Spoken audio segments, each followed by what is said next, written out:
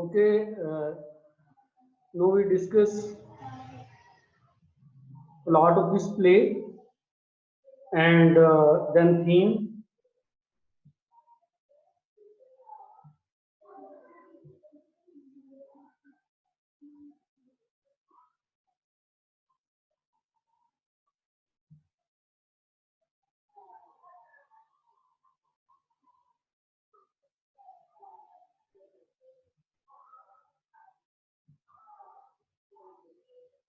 Julius Caesar is a chronicle play, a history play.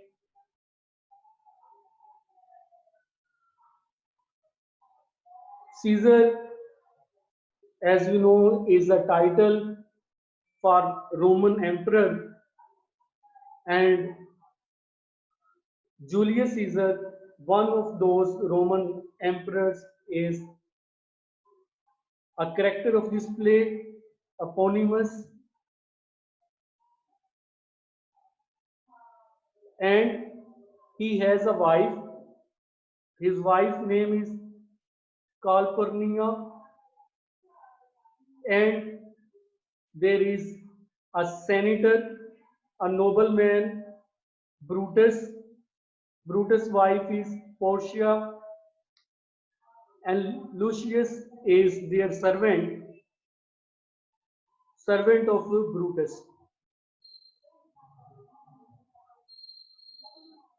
Cassius, a very important character of this play,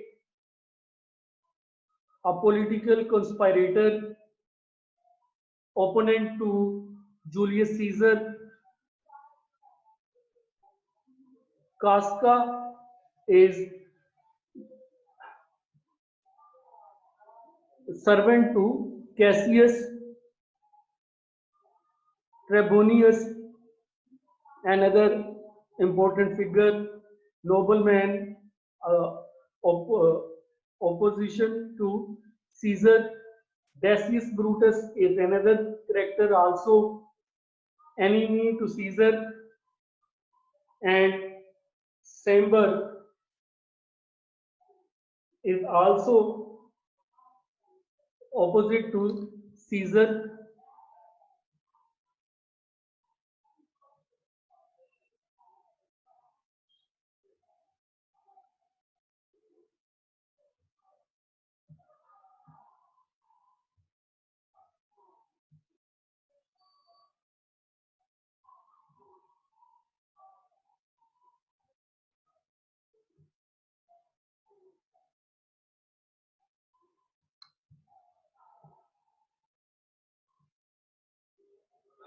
Mark Antony, he is a supporter of Caesar.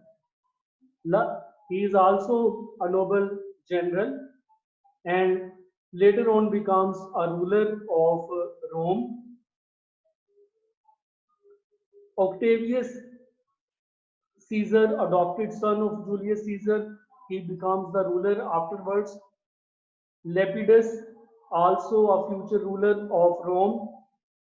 Flavius Morellus, these two are tribunes.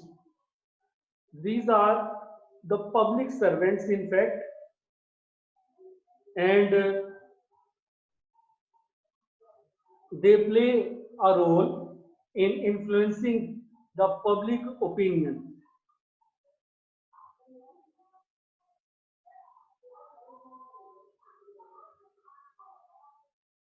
Cicero, Publius, Popilius, Lina, all are senators.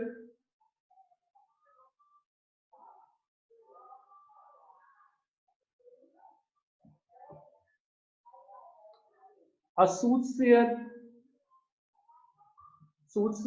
is like the man who makes prophecy or who can foresee future.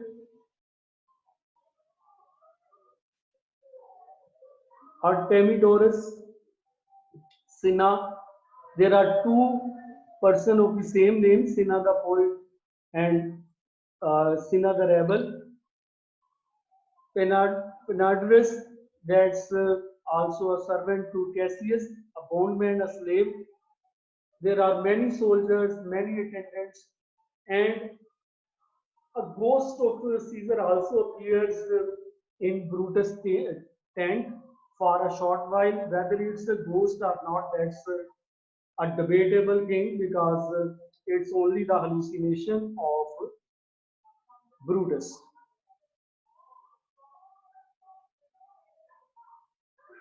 Actually,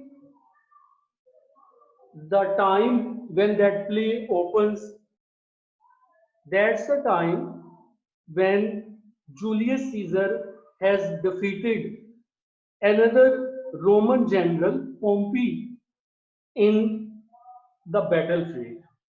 And Julius Caesar has emerged as the savior of the nation, as the great king, as the king who can come up to the expectations of the people. And there are, you can say, certain march and ceremony of coronation. Before these events, in first scene of the play, we see that two tribunes who are public servant, public officials, and they are responsible to protect the plebeians, common people, interest. These two tribunes, Flavius and Morellus, enter a Roman street, and there are many common people, commoners there. Flavius and Morellus derisively order the commoners to return home and get back to work. Morellus engages a cobbler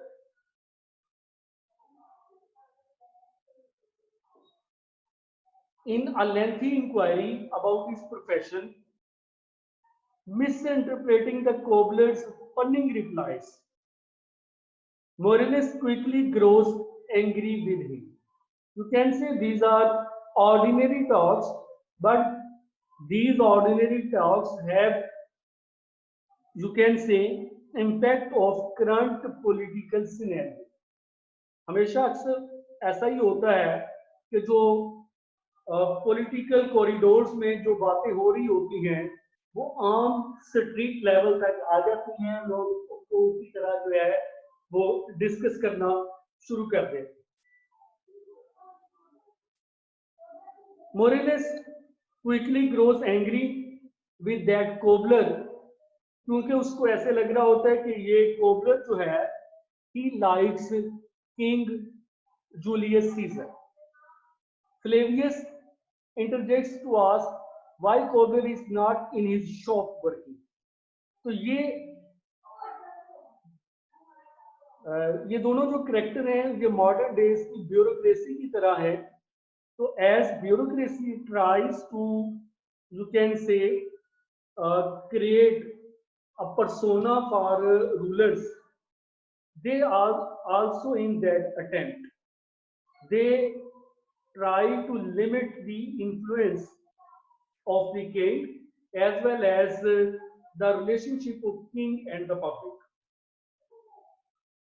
तो चूंकि इनके पास ये licence है कि ये लोगों को control कर सकते हैं, उनको रोक सकते हैं, उनकी मोबिलिटी को चेक कर सकते हैं, तो ये उस तरह से कोबलर को ये क्वेश्चन करते हैं कि why cobbler is not working in his shop. Cobbler explains that he is taking a holiday from work in order to observe the Trump.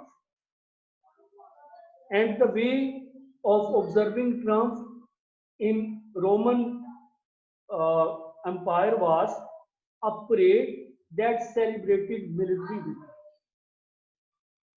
जब भी कोई किंग कोई फतह हासिल करता था तो एक बहुत शानदार परेड होती थी और उसके जरिए जो है इसको सेलिब्रेट किया जाता.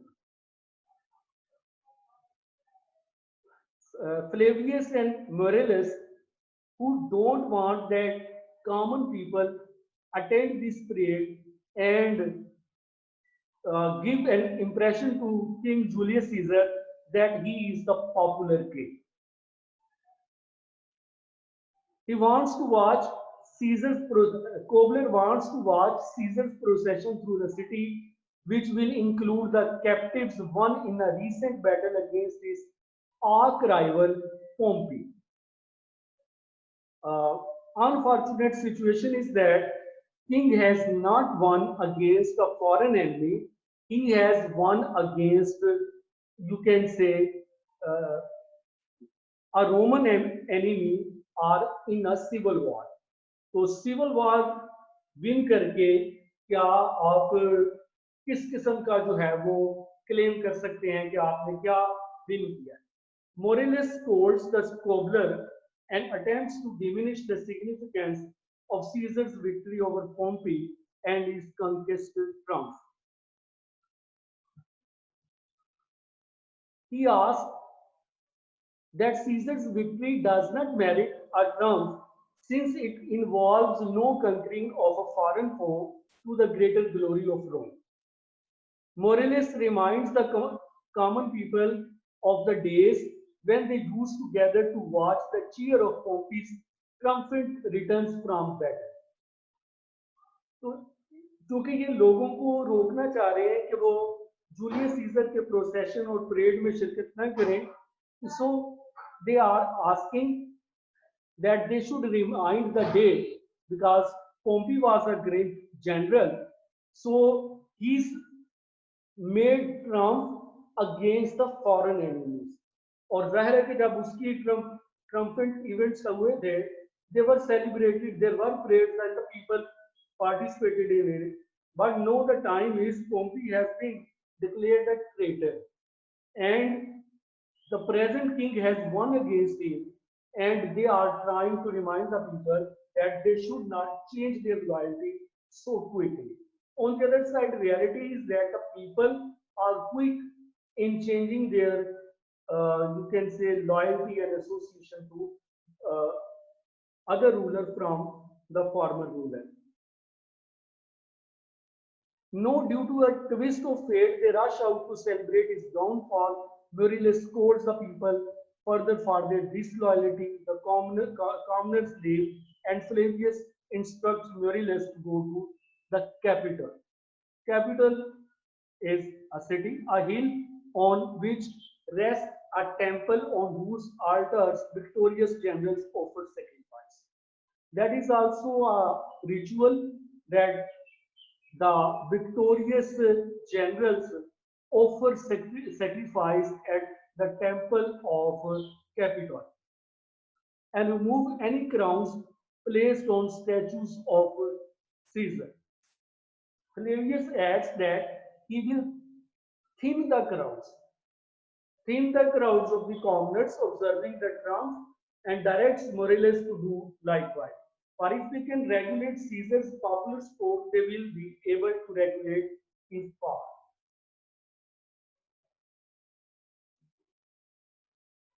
So that's the plan that we see in the first thing that two tribunes are trying to lessen the participation of the common people, plebeians, in procession of the king. In next scene, we see Caesar enters a public square with noblemen like Antony, his wife, Calpurnia, Brutus' wife, Portia, Decius, Cicero, Cassius, Brutus, Casca, and a soothsayer, and king is followed by a throng of citizens, and then by Flavius and Morales who are behind. Antony at that occasion is dressed to celebrate the feast day. He is ready for a ceremonial run through the city. We can note passion of Antony for celebration of Julius Caesar's success. Caesar urges him to touch Calpurnia, Caesar's wife, as he runs. That is a very significant point. इसकी importance इस तरह से है. First is king Julius Caesar is issueless, and he wants that his wife should conceive a baby, and there are certain superstitions. And one of the superstition is that if uh, if a man of blessing touches a woman at that you can say uh, celebrating occasion to the statues of Caesar, she will conceive. So first is because of that. Second, being issueless, that's his desire that his wife be should bear a child. And modern days certain references are about, you can say, adulterous relationship of royal families, and they refer to that even king is ready to, you can say, suggesting uh, in a double meaning word that he can touch his wife. It means if Antony cannot, sorry, if Julius Caesar cannot produce a child, Antony can produce a child for Caesar. Roman superstition holds that the touch of a ceremonial runner will cure barrenness, and runner is Antony, so he is giving him a chance. Antony agrees, declaring that whatever Caesar says is certain to become fact. That is his loyalty, that's his servitude. Soothsayer calls out from the crowd to Caesar, telling him to beware the Ides of March. Ides of March, actually, that's some mid of March, or you can say uh, 15th of March, and there are certain superstitions again associated with that ice.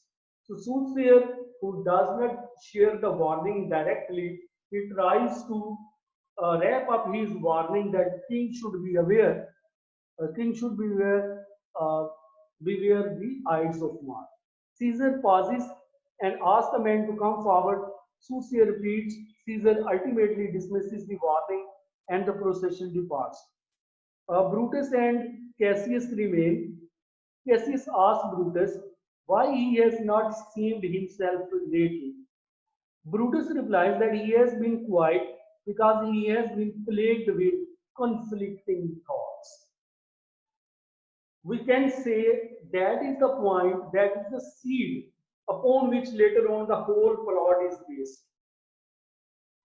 Cassius, first, Cassius is also, you can say, man who wants to make a plot, but he didn't have, you can say, proper outlet. He didn't have any way to exercise his thought. Though he, in his imagination, Julius Caesar was a weak man, and a weak man should not be king, and that is his thinking for the sake of his nation Rome.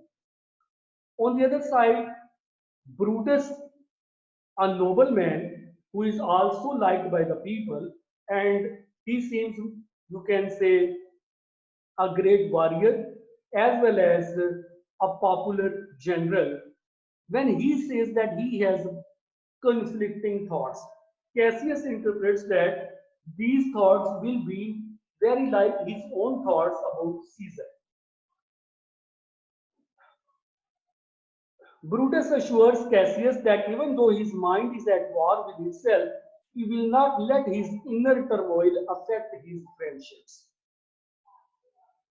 Cassius and Brutus speak together. Cassius asks if Brutus can see his own face. Brutus replies that he cannot. We can focus on the use of language. That use of language is, you can say, working uh, persuasively, as well as, you can say, imparting the rational arguments as well.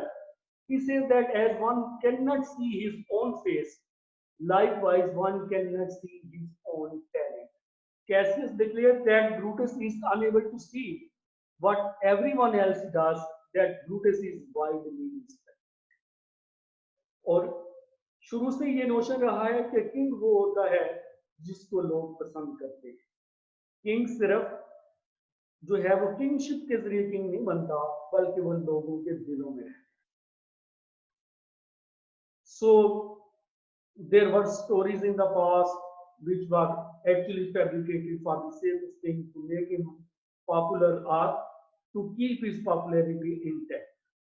That's only in modern democracies that you can say the other side also exists, and the rulers, they are ridiculed, they are, you can say, made fun, and they are bitterly criticized.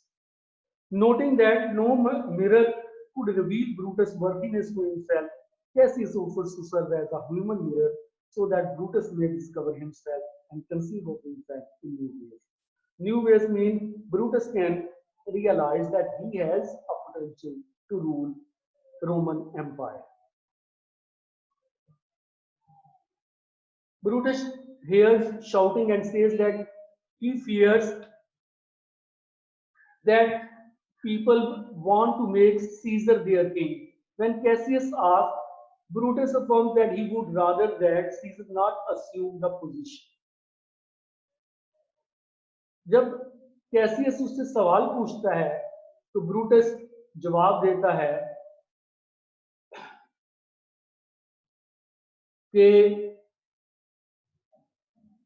वो चाहता है कि वो ये position, kingship की position ना ले, बल्कि उससे बेहतर किंग जो सीजर है उसे ये पोजीशन लेनी चाहिए। He also says that he loves Caesar, but that he also loves honor. यहां से ब्रूटस का डायलेमा शुरू होता है। ब्रूटस कहता है कि वो सीजर का भी लॉयल है, जूलियस सीजर का वफादार है, उसको अपने से बेहतर भी समझता है। If he becomes a king, he will obey him. But he also believes that honor is the most precious thing in the world. Personal honor as well as national dignity. And he thinks that due to Julius Caesar, national honor and dignity can be at stake. And for the sake of honor, he can think otherwise. Cassius, we should not forget one point, that it was Julius Caesar who raised the status of Brutus in his kingship and brought to the position of senators, and you can say one of the highest ranked senators who was next to king. Cassius replies that he requires a thought of kneeling in awe before someone whom he does not consider his superior. Cassius recalls a windy day when he and Caesar stood on the banks of the Tiber River and Caesar dared him to swim to a distant point.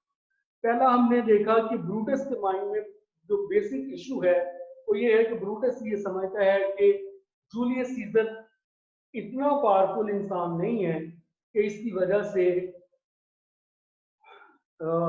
Roman empire की dignity और honour को कोई prospect, कोई खदशा ना हो। And for the sake of national honor, he thinks that there may be some other king, though he believes that Julius Caesar is better than Brutus himself. But Cassius' issue is different. Cassius actually has certain experience with Julius Caesar in private domain. And he recalls those events and he thinks that Caesar is a weaker man. उसमें पहला event जो अभी यहाँ पे वो recall करता है वो ये है कि एक दफा टेबर रिवर में Caesar was going to be drowned and Caesar dared him to swim to a distant point. They raced through the water, but Caesar became weak and asked Cassius to save. यानी एक बार swimming के दौरान Cassius ने scissor की help की थी, उसे बचाया था, जबकि किंग को मदद करने वाला होना चाहिए, मदद लेने वाला नहीं। And in history, we have a lot of accounts of the bravery of the kings, the way they take risk, they endanger their lives for the sake of, you can say, the principle they protect.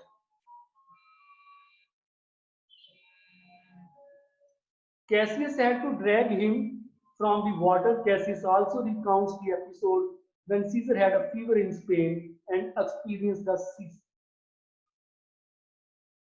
Scissor का मतलब दौरे पड़ना, fits पड़ना। आगे जाके हमें पता चलेगा कि एक्चुअली जो जूलियस सीजर है, he had epilepsy. So that's another account कि एक दफा इसको सीजर को जब बुखार चढ़ा तो बुखार के दौरान जो है वो इस तरह मदद पुकार रहा था जैसे कोई लड़की जो है या बच्ची जो है वो मदद के लिए पुकार। और ये जो सीन था ये कैसियस को बड़ा डिस्गस्टिंग लगा। Cassius is also a great warrior besides a good man of rhetoric and good man of conference. Cassius marvels to think that a man with such a feeble constitution should not stand at the head of the civilized world. यानी इतने हम दुनिया की number one जो है वो empire है, हमारी एक सिविलाइजेशन है, हमारी एक वार हिस्ट्री है, हमारी शिवलरी की पूरी दुनिया में एग्जाम्पल दी जाती है, और हमारा एक जो रूलर होगा वो इतना वीक होगा। Cassius can not digest that, Brutus can not digest that a man who due to whom national dignity is at stake. He is not ready to support that man, and Cassius is not ready to support a weaker man. Caesar and his train crew return. Caesar and sees Cassius and comments to Antony that Cassius looks like a man who uh, think thinks he looks such men are dangerous. He tells Caesar not to worry, but Caesar replies that he prefers to avoid Cassius. Again, we see that Caesar and his wife, uh, Calpurnia, they have, you can say, ability that is called sixth sense, or anticipating certain, you can say, bad luck in future. So he says that he wants to avoid Cassius. Cassius reads too much and finds no enjoyment in plays or music. Such men are never at ease while someone greater than themselves holds the reins of power. That's the observation of Caesar. Caesar urges Antony to come to his right side. अब यहाँ हमें एक तीसरी बात पता चलती है कि Julius Caesar is deaf from his left ear, and that is a weakness. And in play, there is an attempt to balance that weakness with certain other traits. But Cassius also dislikes that thing that king should be deaf from one ear. यहाँ मैं एक बात कहना चाहूंगा कि अक्सर आप सुनते हैं कि बादशाह जो हैं या हुक्मरान हैं कानों के कच्चे होते हैं। It means the people come, they flatter, and the king or ruler can be influenced by that fact. So, king who is deaf in his left ear, possibly he will put away the flatterers and he will listen to the wise counselors only. Shortly, Caesar and his train depart. Caesar stands like a colossus over the world. Cassius continues. Uh, continues mean he continues to speak Brutus, while Cassius and Brutus creep about under his legs.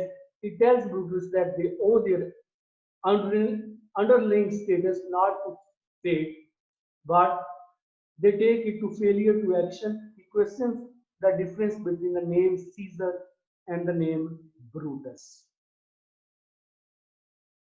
Why should Caesar's name be more celebrated than Brutus?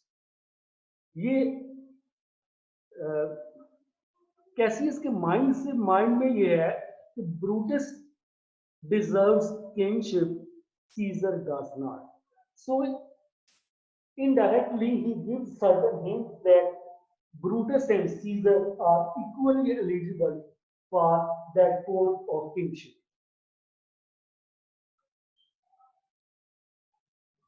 He wonders in what sort of age they are living when one man can tower over the rest of the population. Brutus responds that he will consider Cassius' words, although unwilling to be further persuaded. Brutus admits that he would rather not be citizen of Rome in such a strange time as the present. Brutus' thinking is more nationalist, and Cassius' thinking is more, you can say, patriotic. Brutus and Cassius take Casca aside. Casca is subordinate to Cassius, and they tell him what happened at the procession. And Casca relates that Antony offered a crown to Caesar 3 times, but Caesar refused it each time. ये episode भी इस play में बहुत अहम है. That is the crowning of Julius Caesar. When Julius Caesar was crowned, at that time, he, out of courtesy and modesty, he didn't accept the crown immediately. In Caesar's mind, idea was that he should not look like a power-hungry king. But Casca interprets it as the weakness of the king because of his indecision. वो समझता है कि ये बादशाह जो है हमारा, ये कंफ्यूजन का शिकार है, इंडिसीजन का शिकार है, और ये इससे फैसला नहीं हो पा रहा कि मैंने किंग बनना है कि नहीं बनना, क्राउन को एक्सेप्ट करना है कि नहीं करना. इसको जो है क्राउन दिया जा रहा है और ये शर्मा के पीछे हो रहा है और इसने क्राउन भी पकड़ा. दूसरा सेकंड टाइम थर्ड टाइम जाके इसने क्राउन जो है वो रिसीव. तो ये एक तो that is a sign of weakness when it was shared with Cassius by Casca. He also shares that at that point, you can say in the crowning ceremony of Julius Caesar also fell on the ground in a fit. And Brutus speculates that Caesar has the falling sickness. Falling sickness means epilepsy. In modern days, that was the word in Old English in Shakespearean time, the word for epilepsy. Casca notes that Caesar's fit did not seem to affect his authority. अब ये एक ऐसा issue है कि अगर king जो है किसी इंपॉर्टेंट मौके पर मिर्गी का एपिलेप्सी का शिकार होकर गिर पड़े तो क्या? When Brutus imagines it, he thinks that national honor will dash to the ground. Cassius believes that he can take wrong decision for the nation. But Casca, who is the reporter of that incident, he recalls Caesar's fit did not seem to affect his authority. मतलब वहां इतनी जनता मौजूद थी, people were there, they didn't mind it, they didn't think that they have a weaker ruler. Although he suffered his Caesar directly before the crowd, the people did not cease to express their love. ये कास्का की reporting है जिसने पूरा वाक्य बताया. उसने ये भी बताया कि वहां जो लोग मौजूद थे उन्होंने ये नहीं किया कि इसके ऊपर क्वेश्चन रेज कर दिया हो कि ये जूलियस सीजर किंग बनने के लायक नहीं है, क्योंकि इसमें ऐसी वीकनेस है that he cannot exercise his power and authority. Casca adds that the great orator Cicero spoke in Greek at that occasion, but that he couldn't understand him at all, saying it was Greek to me. That's not significant. He concludes by reporting that Flavius and Maurelius were deprived of their positions as civil servants for removing decorations from Caesar's statues. Casca departs, followed by Brutus.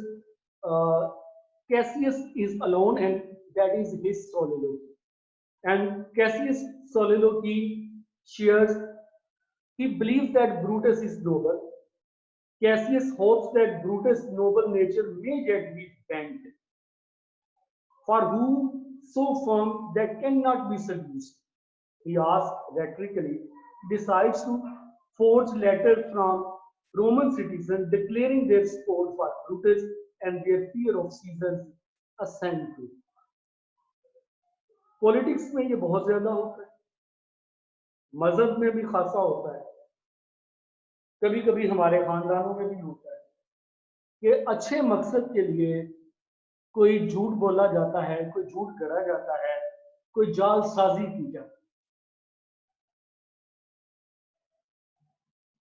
So politically motivated things exist and they are used for political designs. शुरू से succession के मामले में बहुत ज्यादा ऐसे झूठ गढ़े गए कि मेरे मरने के बाद मेरा फलां बेटा जो है वो बादशाह बनने के लायक होगा, और इस तरह की वसीयतें निकाली गई और उन वसीयतों को आम किया गया और बादशाहों को फायदे पहुंचाए. सो कास्का forges a letter, and purpose of that letter is to show Brutus that people love him and they want that Brutus should be killed. He will throw them into Brutus' house that evening.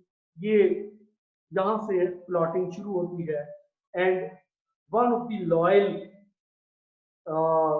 senator of king, I mean Brutus, is taken away from Julius Caesar and he becomes the party of the killers.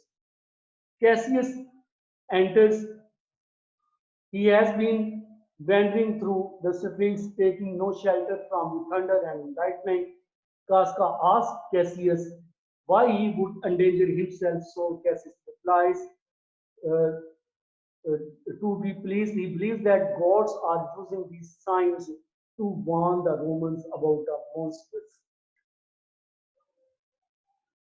That scene is also very much significant. On one side, it shows Cassius' inward thinking. Cassius, who is already against Julius Caesar, he tries to use the circumstantial evidence as the intention of God or as the warning of God that he should not be, Julius Caesar should not be king. On the other side, it shows that he is in the company of Casca and he is trying to create an impression to Casca that God is not pleased to see that the people have agreed, or noble people, senators have agreed to the kingship of Julius Caesar. Cassius compares the night to Caesar. Casca reports to Cassius that senators plan to make Caesar king in the Senate the following day. Cassius draws his dagger and swears to the god that he can make a weak man like Caesar too powerful. They can empower Cassius to receive the title. ये एक मजबूत अहद है, resolution है. That's a resolution of Cassius that Cassius